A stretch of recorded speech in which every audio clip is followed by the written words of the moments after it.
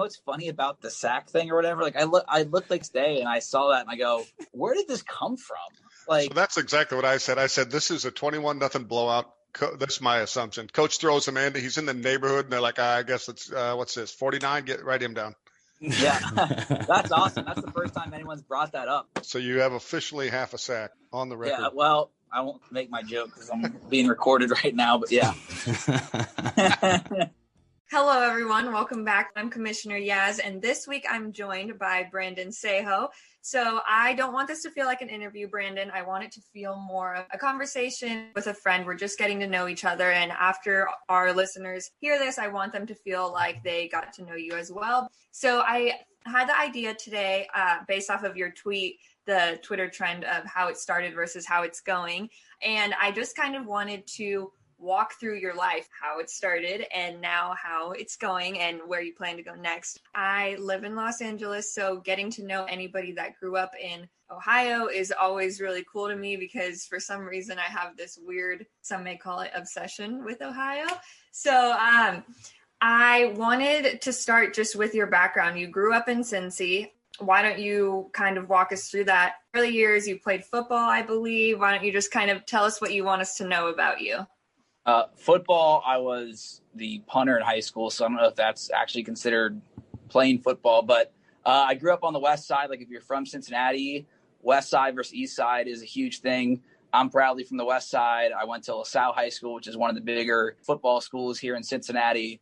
And I grew up on the west side, big Cincinnati sports fan, went to UC and just always knew that I loved sports and I wanted to be a sports reporter or sports broadcaster somehow. I'll never forget the first time I did anything like this.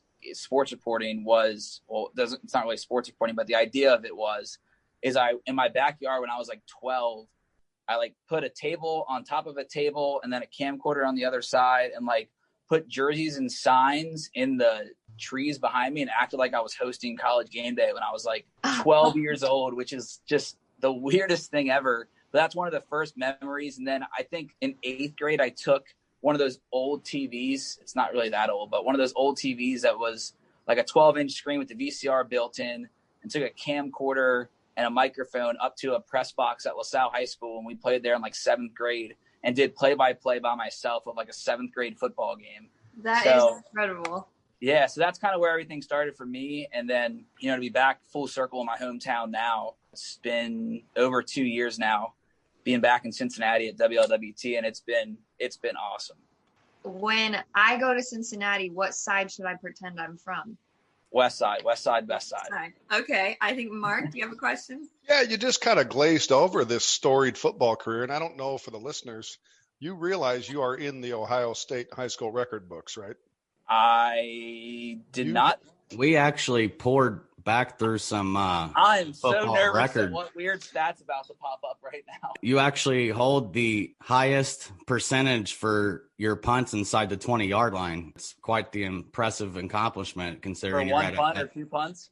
You were 2 for 2. Yeah, that's 2 for 100%. 2. That's 100%. We're just kind of wondering why Coach Grippa didn't get you on the field more often.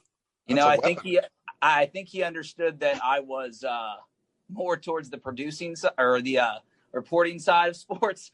And I think I had a killer leg. We noticed a 50-plus yard booming punt in there, a couple inside the 20. You seem pretty money to me. Mark even dug up another stat that was even more impressive. What's the name Adrian Hutchins mean to you?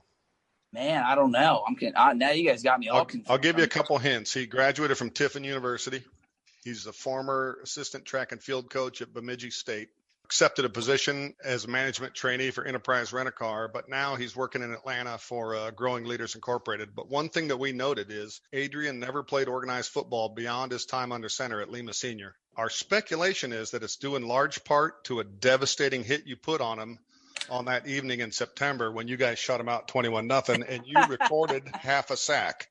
I showed up in the paper for the stats for that. I didn't even play. I was the backup punter, and somehow I had multiple tackles in that game.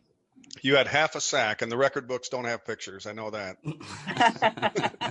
We're trying to understand, how did you get by Coach Butch Jones at Cincinnati with this uncanny combination of being able to coffin corner punts and a swim move that was just legendary.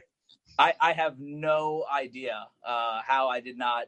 I think I just didn't take it as seriously as I should have in the recruiting process.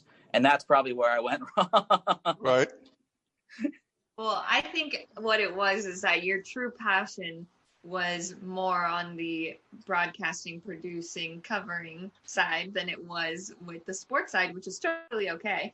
I mean, to be honest, I've obviously never played football and I'm not covering it for a living like you, but you do have a very unique point of view, and I'm excited to kind of pick your brain about that in a little bit. But I want to talk about the Bengals, and I'm wondering, did you grow up a Bengals fan? If you did, was it just because you lived there, or was there any certain players that kind of drew you towards the team?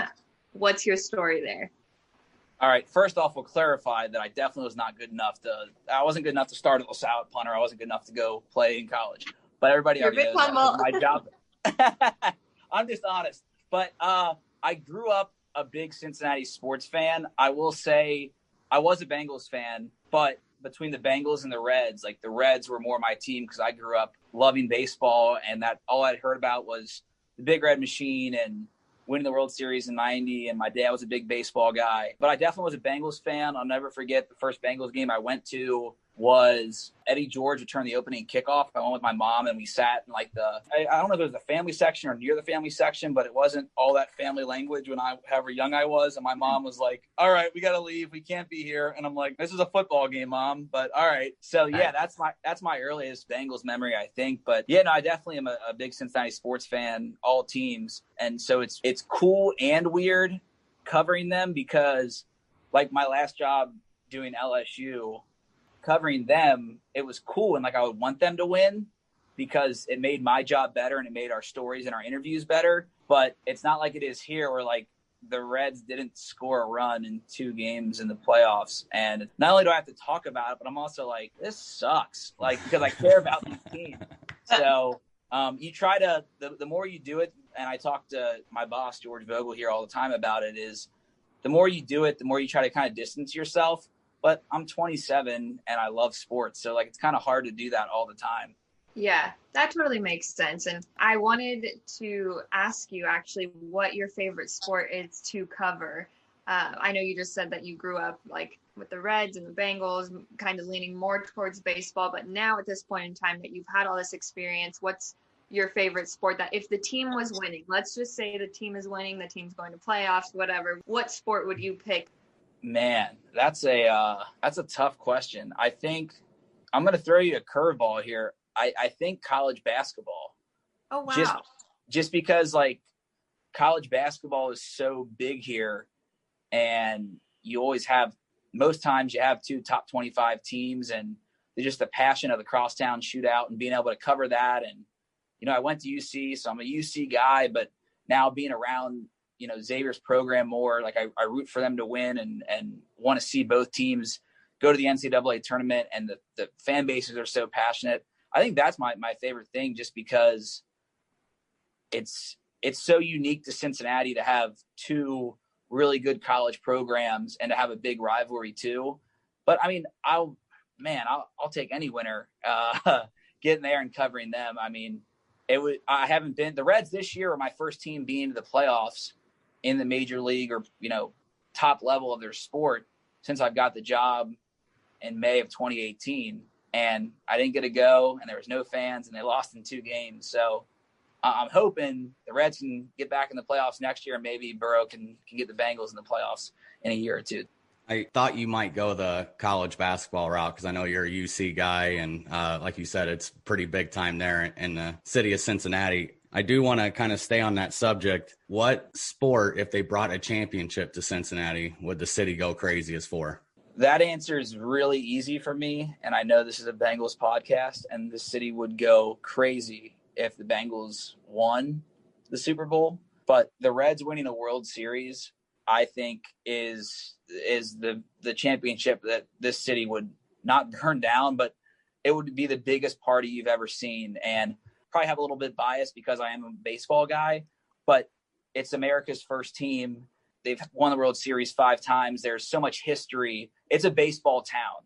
And the Bengals, FC Cincinnati, UC, Xavier, the Cyclones all have their fan bases. But when you come to opening day in Cincinnati and you experience winning games like in 2010, 2012, this year, even though their fans weren't there, just to have that little taste of success and just to feel how much the city rallies around a winner, especially for baseball, man, if the Reds won the World Series, I think I'd like cry on air, like just because it'd be so cool to see like my childhood team win.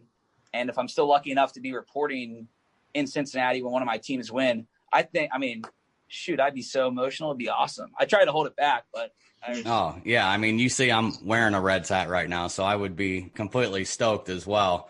I don't know. Maybe it's because I'm a little bit older and I did witness a Reds World Series in 1990 whenever I was a kid that I yearn for the Bengals Super Bowl more so than the Reds World Series. Maybe it's because I've already seen one, but without a doubt, I would still be extremely excited if the Reds took one home too. Yeah, it's I just think the city needs a championship so bad. And I hate tweeting like the stuff that I do about the city not having the Bengals and Reds not winning a championship since 1990. It's depressing, but it's true. And when you're from this, you kind of get, when you're from this town, you kind of get used to it and get numb to it. So I hope it changes soon. Oh man, I sure hope it changes as well. But I can resonate with that because living in LA, I would say that the Dodgers winning the World Series that is being played right now would mean a lot more than if the Rams or the Chargers brought home a Super Bowl. So I totally get what you're saying there, but I am biased and I need Cincinnati to get a Super Bowl immediately. But I also think that it may just be a culture thing. And that's something that I wanted to talk to you about is the culture in Cincinnati. And well, I want to start with you worked in Baton Rouge when Burrow transferred to LSU from Ohio State. And I want to know how that experience was for you. Did you really know him? Was he on your radar or not really? How was the reaction at LSU when that was happening? So what's funny is Burrow and I missed each other by like 10 days. Wow. So I was there for Les Miles' final 3 games and then Ed Ogeron's first 2 years. So all of Burrow's teammates from the national championship team, those guys that got drafted, I knew like 10 out of 12 of them. And then the one I didn't really know was Burrow. And so everyone was kind of like, oh, you have this relationship with Joe already. I'm like, I know of him. I don't think he knows who I am. Yeah. But like Clyde Edwards-Helaire, I knew him when he played in high school in Baton Rouge and then played at LSU. But I was there for, Leonard Fournette and Clyde and Darius Geis. So, yeah, I didn't really know Joe then. And now, like, the draft, it was so weird just with COVID-19. You didn't get the same, like, interactions as you normally would with players and guys coming in. You had the combine, but then after that, it was, we did everything on draft night on Zoom, like we're doing the podcast now. And that's how you introduced yourself. And it's been wild, but the LSU stuff, that was easily one of the coolest 2 years of my career, just because being from Cincinnati, which is a great sports town, I love sports and I love great fan bases, and they're equally as passionate, but there's just something different about SEC football and Death Valley. And for my 2 stops to collide and Burrow get drafted here, it was like, this is wild to me to just, I don't know. I just came from there. We missed each other by 10 days and now he's the Bengals quarterback. So it's been cool. And what's funny is like on Twitter, when I tweet something about Burrow, the LSU people that still follow me retweet it or comment on it. And I got buddies from that either, work at LSU or cover LSU and are texting me about the games and stuff. So it's funny how both worlds are kind of colliding now. That is awesome. That is so funny that you just barely missed each other, but it's almost like he was following you around. So you know what? Thank you for that, because I'm going to say that it was you that Burrow ended up in Cincinnati. He should cut me part of the check for that. Yeah, right? So I guess my follow-up to that is, do you feel in Cincinnati that the culture is different now that Burrow has been drafted? I know it's hard because of COVID and all that. But I mean, I personally, as a Bengals fan, feel different. I kind of feel like I have a chip on my shoulder, and it's hard right now because we're not winning the games, obviously, but it is really special to see him perform at the level that he's performing. And so how do you think that that affects the fan base, or does it help your job at all, make it easier, make it more fun to cover? It's not fun watching the Bengals find new ways to lose each week. That's not great. It is better than getting blown out most weeks like last year. I think the winning culture is a work in progress, and I don't really know the answer because we can't be in the locker room anymore. We can't like interact with the players. Like, you used to walk off the practice field at training camp talking to guys after you interviewed them, and like you'd be in the locker room after practice or after games, and for media availability during the week. You don't get to see any of that. But I will say, the way that the players, Burrow included, Gio, Boyd, like they all defended Zach Taylor in the heat that he's got the past month or so because they've been playing, they've been losing. That spoke to me because I can't see it. And you hear coach talk and you see what's happening with a couple of players like Ross and Dunlap wanting to be traded. But then you hear the majority of the locker room backing Zach and saying that they believe in him and they believe he's building the culture the right way.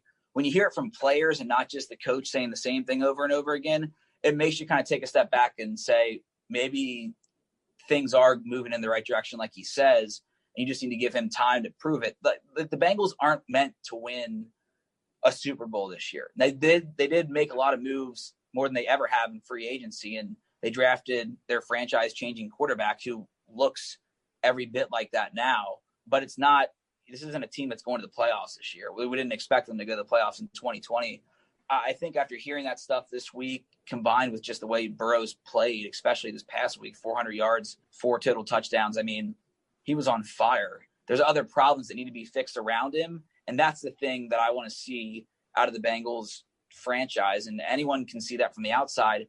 When you don't, this chance doesn't come around that often to build around a franchise-changing quarterback. So I'm hoping the Bengals can do that and build that winning culture like Zach's been preaching. Yeah, I actually completely agree with you. It's funny because I'm sure if I go back and listen to me talk last week, I probably wasn't the nicest about Zach Taylor. But after those players, Boyd, Bernard, Burrow, came to his defense this week, I thought, well, maybe, you know what, we don't know everything going on behind closed doors. And I recently saw that you had asked Burrow after they got their only win this season, asked Burrow a game ball and asked him, like, is it going to your mom? Is it going? And he said to you, it's going back into the ball bag. Was that you that asked that question? Yeah, I don't think it was me. I was on the call, or I was on the Zoom call though.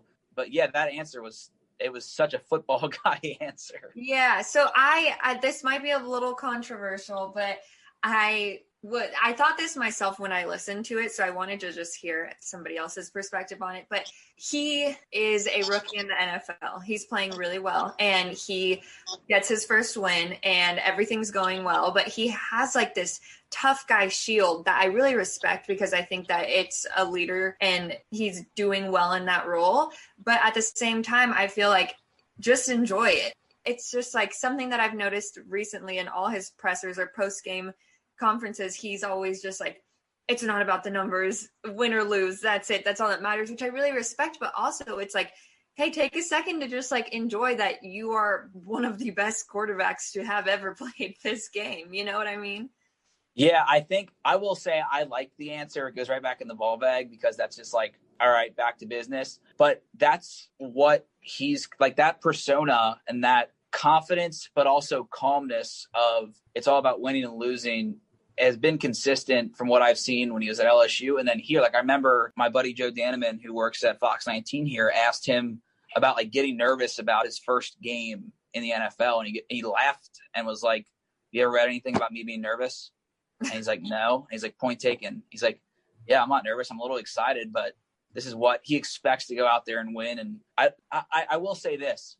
Joe gives us some, and he did at LSU too, he gives us some funny quotes or quotes that are, and sound bites that play really well on TV and might not play as well on Twitter, but he has good energy when when they're not losing. And the one thing I'll say is we did start to notice when they lost in Indy, his answers were very short. And it was the first time I saw what you talked about of Burrow kind of being sounding a little pissed off about losing. Like it was, well, what can you do to win? He's like, we just want to win. And, what does this mean? We just want to win. Like it was just short answers, but that's what you want out of a competitor. That was the first time we could see him kind of get aggravated with us asking about losing, because he had never lost 2 games in a row. Yeah. And now he's won 5-1. So it's not the most fun thing to talk about. Yeah, I completely agree. And I did notice that his answers were changing as well. So I have noticed from the outside looking in that Bengals fans, or like the city of Cincinnati, I hope I don't offend anybody, but it kind of seems like a very feel sorry for myself city. Like, and I understand, like, the Bengals aren't winning for a while. Like, it's just really frustrating. They keep losing.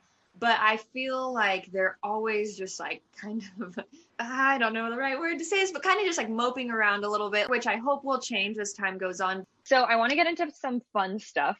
Do you have any favorite locker room memories of being in there with the players, or have you ever been in there like after they lose and they're all super angry? Anything that you want to share with us? There's nothing like crazy that stands out. Did you happen to see James almost get in a fight with Vontez Perfect? Did you see that whole thing? That. I missed that one, although I was there 2 years ago, Tez's last year here, and I think it was Joe D asked him for an interview, and he's like walking in the shower. And it's a podcast, so you can't see my head, but like he's like walking to leave after practice, and Joe asked him, "Hey, Vontez, you got a second?" And he just like shakes his head as fast as he can while he's walking and yells, "Nope, and just keeps walking. And I'm like, all right, see you, dude. No, it is fun to go into a winning locker room when, like, early 2018 that's when they started 4-1. Hubbard and Dunlap both had the defensive touchdowns that win it against the Dolphins in week 5 or 6. And you go in there, music's bumping, like this is a story that I've told my buddies. So there's a charity softball game in town that a lot of those guys play in. And I was playing against Joe Mixon, Sean Williams, Amir Garrett was there from the Reds. And so I made an error, and then I threw out Mixon at home because he wasn't looking. But then after that, there was a song, oh my God, Ballin' by Mustard. Great song. I found out that day it was like Mixon's favorite song. So some of us after went and grabbed pizza, and he asked him to play it like a million times. And so I was like, we had a good time at that charity thing. Everyone that played in the game went to a pizza place called Rasconi's after and hung out and had a good time. And 2 days later, I'm like, all right, well, like you have a relationship with these guys, but they don't, you're still like a reporter or whatever. I come in, and that inside the locker room on the stereo, that song's playing. And when you walk into a locker room for interviews, you just kind of do like a circle and look to see who's there, who's not. I get to Mixon, and Mixon is like jamming, and he gives me like a head nod because he sees that I know the song's on too, and came up and came up and dapped me up. And one of my buddies like, "What's that about?" I'm like, "I got no idea." Like just kind of playing it off, but it was so funny. That's the thing that sucks about not being in the locker room now is you don't build the relationships with the newer players or guys that you haven't got to know yet.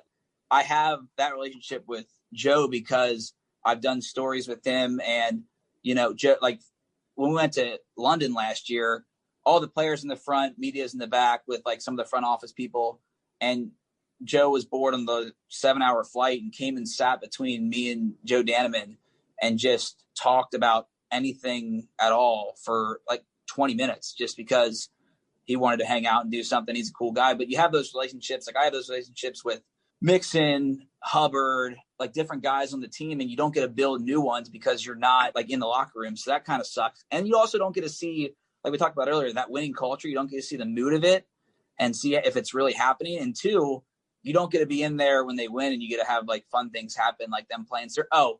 When was it?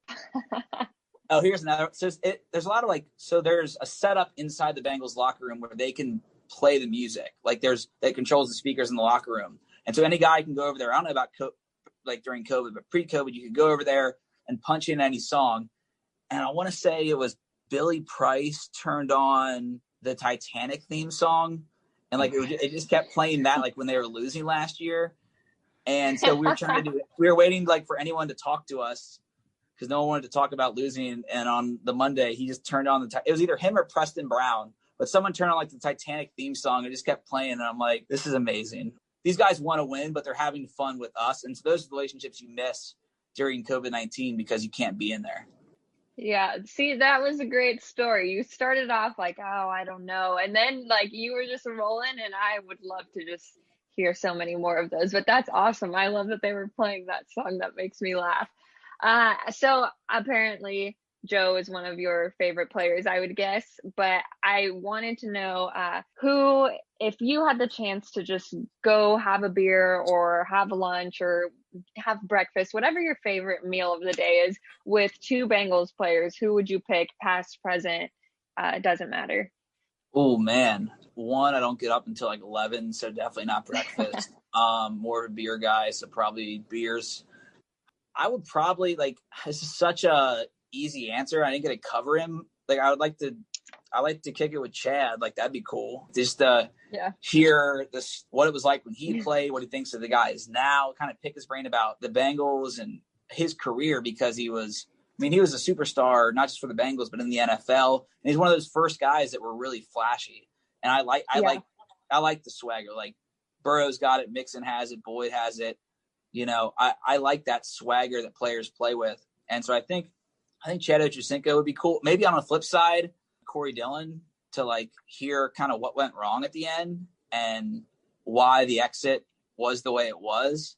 Yeah, I guess that would be a wild conversation just between us three to kind of hear, because Chad loved Cincinnati and loved playing here, and Corey liked playing here for a long time, but then things at the end kind of went sour. So I think that'd be the duo I'd pick. Yeah, that's a good duo. Although I think that we would all sit down with Chad no matter what. It makes sense why he's great. Do they serve alcohol at McDonald's? That's the question. I think that's just Taco Bell, but we could just go to McDonald's and have McGriddles and some fries. That's fine too. So going back to the locker room, actually, I forgot to ask this question, but it was a fun one last week. If you could take anything from the Bengals locker room, nobody would ever know. Your hands would be completely clean, but it's yours and you get to take it home. What is the one thing that you think you would take home with you to have? I don't know. I've never you stumped me. I've never thought about that. Can it be like one of the players' cars outside? You know what? It's funny that while I was asking that question, I thought to myself, if somebody asked me this, I would just be like, I'll take a player. I'll just take player with me. Come on, like, let's go.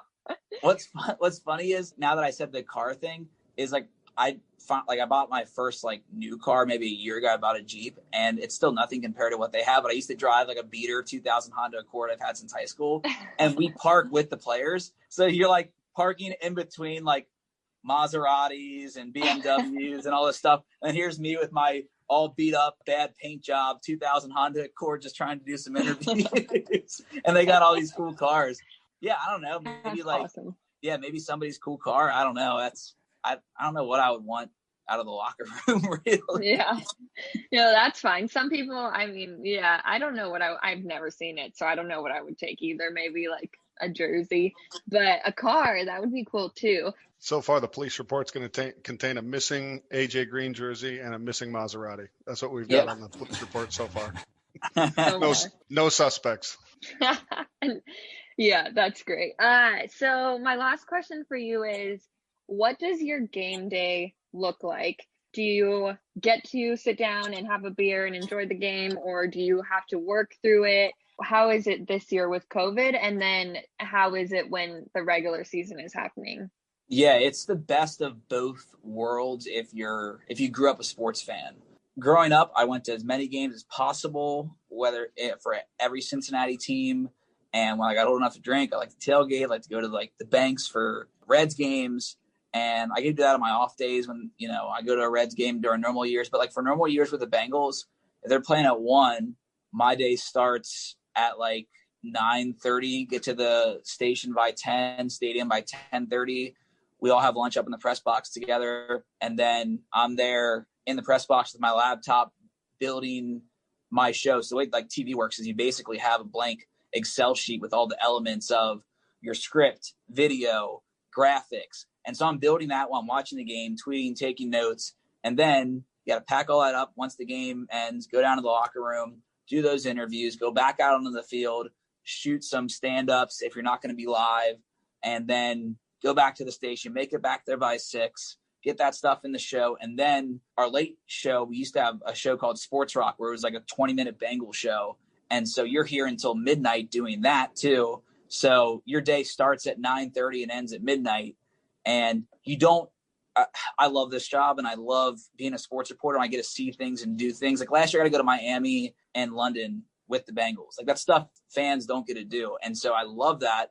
But the opposite side of it is like London, we left at, I don't know, maybe 4 p.m, got there at like 5 a.m. their time, got to the hotel by 6. I took an hour nap. I didn't sleep on the plane there because I can't sleep on planes. And I was up for like 28 out of the first 30 hours in a row. And you're doing your time change, trying to figure out when you can do a story, trying to find Bengals fans, trying to figure out how to get around, catch an Uber, get on the subway. So you don't get to enjoy it like you used to. And that's the thing that like I probably struggle with sometimes is I'm like, man, I'd love to just be able to go tailgate for a UC football game or go to the bar for the Bengals game. Like I live in Northern Kentucky and I drive every Sunday now. I drive across the bridge and I go through the banks. And because we used to be able to be on the field pregame and talk to players and tweet stuff out. Now you can't. In COVID, you just get there, you go up to the press box, you sit there, then you go home after and you do the Zoom interviews. So now I drive through the banks an hour before kickoff and everyone's having a good time in all their Bengals gear. Bars aren't packed, but there's people out for the game. So it's like semi-depressing driving by and seeing everybody else have fun watching games. But then I have to like flip the script and be like, man, I have one of the luckiest jobs ever. So loving sports and getting to see it in such a unique way. So yeah, it's you kind of see both sides of it because you want to have fun with your friends and go to games and tailgate and all that. But then like I'm walking on the field in London, like walking out of the tunnel next to AJ Green, and you're across the world covering a team that you grew up cheering for. It's like, all right, I can get over having to stay at work until midnight and missing out going to the bars with my friends if this is what it is. Yeah, that is so special. I think that although it is a trade-off, I think that yours is a really cool, unique view into the team. And I'm excited for when COVID goes away and you are allowed back into the locker room and on the field and all the good stuff so that it could be back to normal for you. But I'm sure you're making the best of it for now. But that's basically it for me today. I just wanted to get to know you a little bit and hear your perspective about the Bengals, being from Cincinnati and growing up there and getting to cover it for a living. I am so jealous of you. I think you're doing an amazing job. And although I don't have your channel on my television, I will continue to watch your Twitter clips. So you're doing a great job. Well, thank you. Yeah, it was awesome. Thank you guys for having me on. And I'm excited to hear about the Bengals stuff and my high school backup punting stats. You're basically a high school celebrity. You just have to own it. Also, like, nobody's going to do the background work. So we could just pretend that you were the starting punter and that you were amazingly good and nobody will ever know. You're not from Cincinnati, but for those who are, we won GCL my senior year and we're a top 10 team in the country, then lost in the first round of the playoffs. So it was fun. We're trying to understand how you've been blackballed from the Ohio State High School Sports Hall of Fame. This just doesn't you know what? Yeah, I don't know. They disrespected me there. So hopefully I can get in doing high school sports reporting. We'll have Yaz start up a petition and get you into the Hall of Fame. Brandon, thank you very much for joining us. It was a pleasure. Yeah, thank you. You guys are fun. This is definitely the most fun I've had doing. Like, I just felt like I was kind of sitting at the bar talking, which was we try to just break through the noise. I think you got about 27 different options if you want to break down X's and O's, and we're trying to get people behind the scenes and James Rapines and the Brandon Sahos of the world to say, hey, give us an insight that things fans want to know that Yaz is going to peel out and pull back the curtain, so to speak. Yeah, no, I like it a lot.